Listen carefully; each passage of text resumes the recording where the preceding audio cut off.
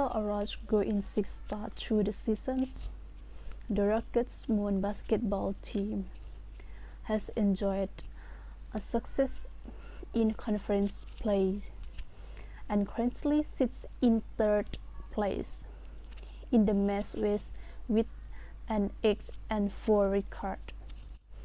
That ladies look to continue that momentum as they host the Ohio Bobcats and the Rockets for a key game to raise money for the fight against Braves cancer in Savage Arena.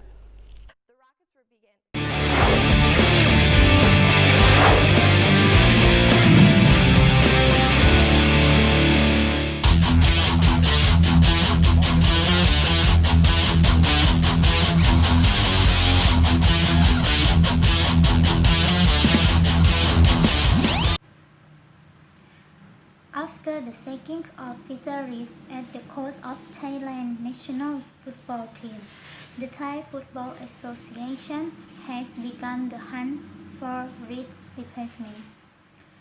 Thailand is reportedly in talks with former England captain and Manchester United legend Brian Robson to take the helm of Thailand national team.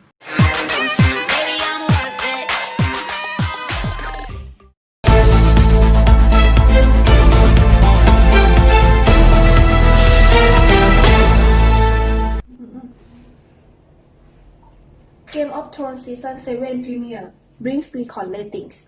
Last Sunday season premiere of Game of Thrones was watched by 16.1 million views across all platforms including cable, online streaming and on-demand viewing.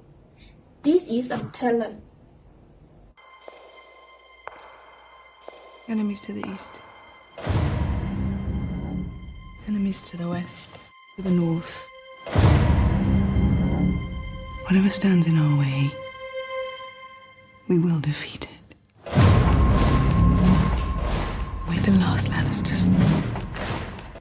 This is a 50% increase for last year. Season 6 kick-off episode. The episode was the most watched premiere ever for both Game of Thrones and HBO. The Season 7 premiere was according the most closely anticipated episode in the show's history, coming after a longer than usual hiatus between seasons. In years past, Game of Thrones Season 3 have debuted in April, but this season required a longer production period.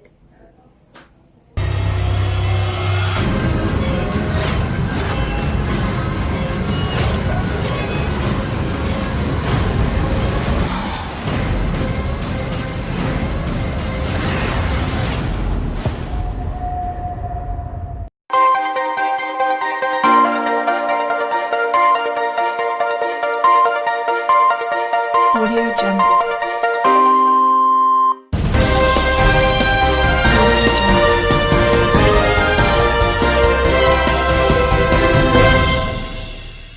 People from New Zealand are now able to travel to two Australian regions. The first passengers from New Zealand have arrived in Australia under new travel bubble arrangement between the two countries. None of passengers on the flight from Auckland to Sydney will be required to quarantine in Australia. However, they will have to pay for their own quarantine in a hotel when they return to New Zealand. At the moment, the bubble is one-sided, with Australians not allowed to enter New Zealand. Australia and New Zealand are among the first countries in the Asia-Pacific region to loosen restrictions on international travel. Since COVID-19 travel bans came into effect earlier this year, Singapore and Hong Kong announced on Thursday that they had agreed to quarantine-free travel between the two cities. They didn't say when travel would begin. Limited travel and expensive holidays The bubble currently applies only to the state of New South Wales and the Northern Territory, but Australian officials say they hope to expand to other states soon. Under the deal, New Zealanders can travel quarantine-free to Australia if they have not been to a COVID-19 hotspot for 14 days. But a holiday in Australia could be expensive. Upon their return, New Zealand passengers will have to quarantine at cost of $3,100 New Zealand, $2.045, 1.586 pound for the first person and more for additional family members. About 90% of those traveling with Air New Zealand on Friday were booked one way. The airline say Air New Zealand, Qantas and Jetstar all had flights scheduled to arrive in Sydney on Friday. Upon arrival, passengers from New Zealand are kept separate from other passengers, who will be required to spend 2 weeks in quarantine. Since March, Australia's borders have been closed to everyone except returning Australian citizens and residents and those with special permission. All arrivals are now required to quarantine at their own expense. There is a backlog of around 29,000 Australians trying to get into the country.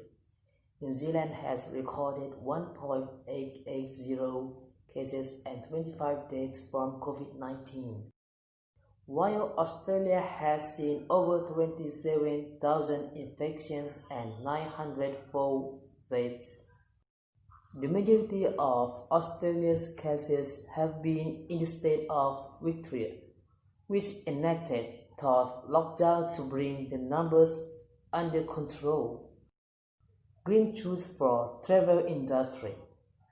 The limited resumption of international travel between Australia and New Zealand could be an early indication of slight recovery for the travel industry in the Asia-Pacific region.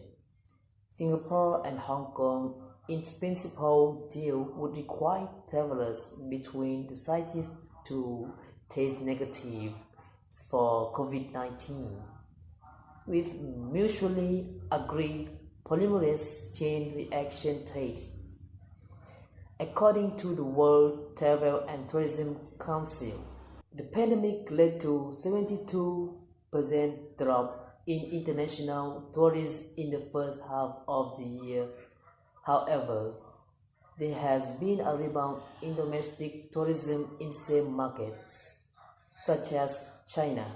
The International Air Transport Association, which represents 290 airlines, expects traffic to be 66% below the level it was in 2019.